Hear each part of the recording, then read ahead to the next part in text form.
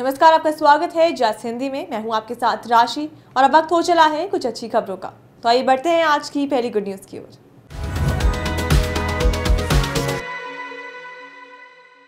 प्रधानमंत्री नरेंद्र मोदी ने दमन और दीव की राजधानी सिलवासा में 16 किलोमीटर लंबा रोड शो किया।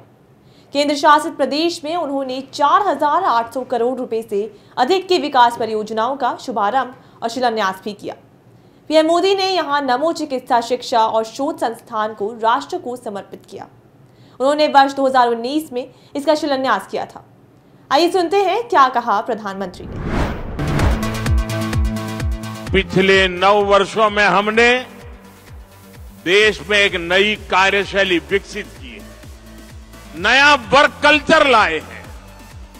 अब जिस कार्य की नींव रखी जाती है उसे तेजी से पूरा करने का भी भरसक प्रयास किया जाता है। एक काम पूरा करते ही हम दूसरा काम शुरू कर देते हैं। सिलवासा का एक कार्यक्रम इसका प्रत्यक्ष प्रमाण है। इसके लिए मैं आप सभी को बहुत बहुत बधाई देता हूं। 2014 में जब आपने हमें सेवा का अवसर दिया तो हमने आपकी सेवा की भावना से काम करना शुरू किया, समर्पण भाव से काम करना शुरू किया।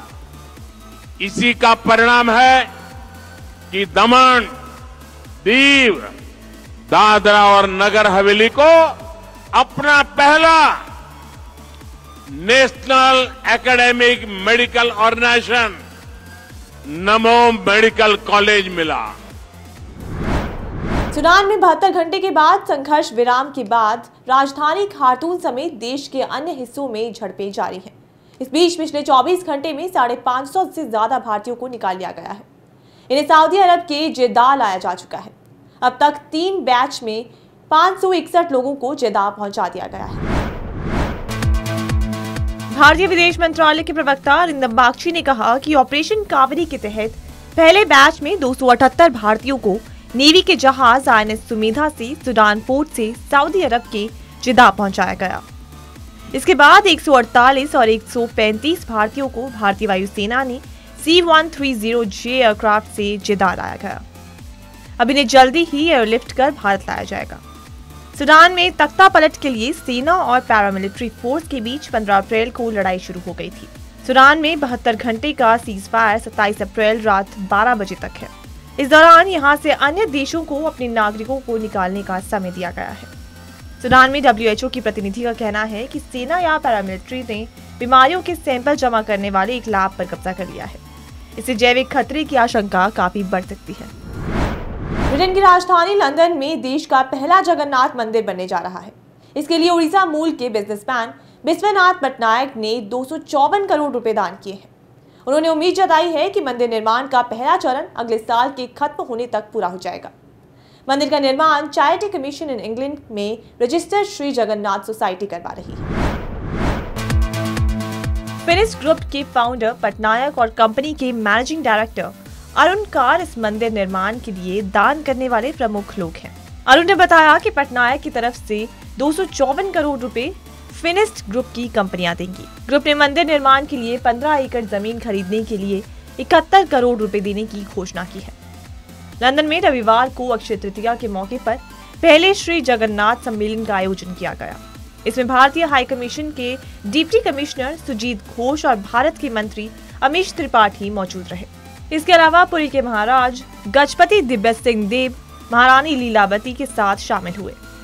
इसी सम्मेलन में पटनायक ने मंदिर के लिए 254 करोड़ रुपए दान करने का संकल्प लिया। उन्होंने कहा कि मंदिर के सपने को जल्द से जल्द पूरा करने के लिए सभी श्रद्धालुओं को भगवान जगन्नाथ में विश्वास रखते हुए मिलकर काम करना होगा।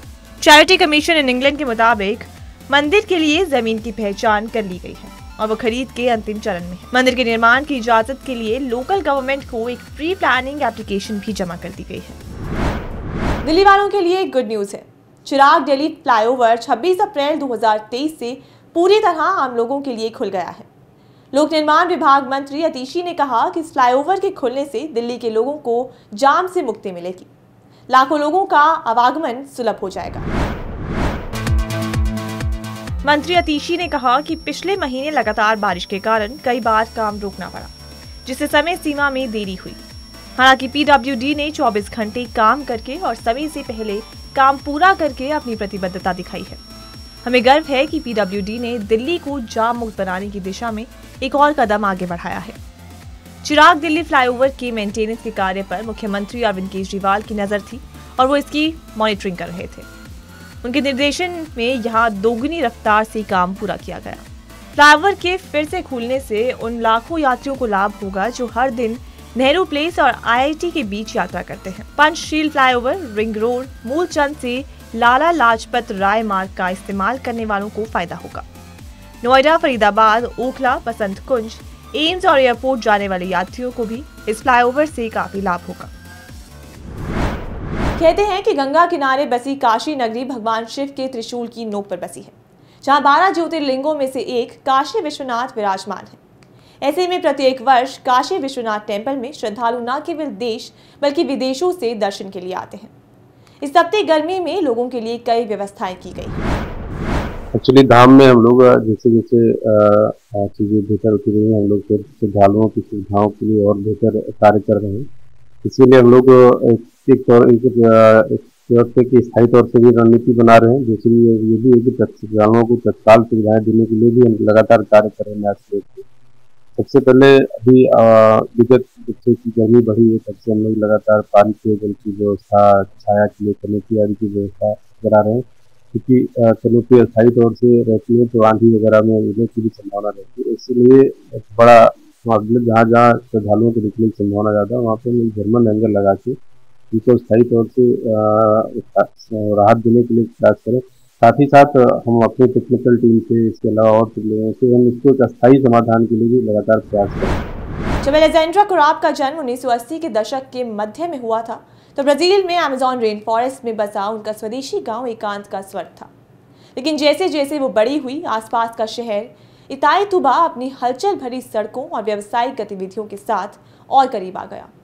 इसलिए अपने पैतृक क्षेत्र की रक्षा के लिए एक स्वदेशी महिला ने कदम उठाया, जिसके लिए उसने गोल्डमैन पर्यावरण पुरस्कार भी जीता। 2 प्रमुख संघीय राजमार्गों ने क्षेत्र के विशाल स्वदेशी प्रदेशों में हजारों बसने वालों, अवैध सोने के खनिकों और लक्कड़हारों के लिए मार्ग प्रशस्त किया, जो लगभग बेल्जियम के आकार के वन क्षेत्र को कवर करते हैं। बाढ़ ने कोराप में मुंडुरुकु लोगों के लिए एक गंभीर खतरा पैदा कर दिया। 14,000 मजबूत और पारा और माटो ग्रासो राज्यों में तबजोस नदी बेसिन में फैल गया। जल्द ही अवैध खनन, पनबिजली बांध, सोयाबीन निर्यात के लिए एक प्रमुख रेलवे और नदी बंदरगाहों ने उनकी जमीनों को बंद कर दिया। वो जमीनें जिन्हें पहचानने के लिए वो अभी भी संघर्ष कर रहे थे। कोराप और अन्य मुंडुरुकु महिलाओं ने पारंपरिक रूप से सर्व पुरुष नेतृत्व को पलटते हुए अपने लोगों की रक्षा करने की जिम्मेदारी ली। अपने समुदायों में संगठित होकर उन्होंने प्रदर्शनों की व्यवस्था की।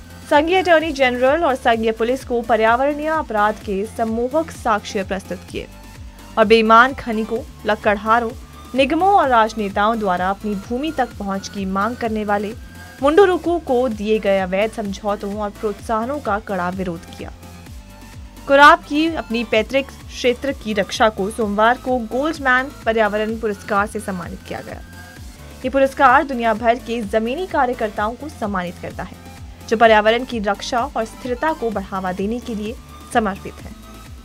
कोराप ने एसोसिएटेड प्रेस को बताया कि ये पुरस्कार सावरे मुयोबू क्षेत्र के सीमांकन पर ध्यान आकर्षित करने का एक अवसर है। अवैध खननकर्ताओं के निष्कासन के साथ साथ ये हमारी सर्वोच्च प्राथमिकता है। गुड न्यूज में आज के लिए सिर्फ इतना ही। फिर लौटूंगी कुछ अच्छी खबरों के साथ। तब तक के लिए मुझे दीजिए इजाजत और देखते रहिए जस हिंदी। आप अपना फीडबैक हमें info@justbroadcasting.com पर मेल कर सकते हैं।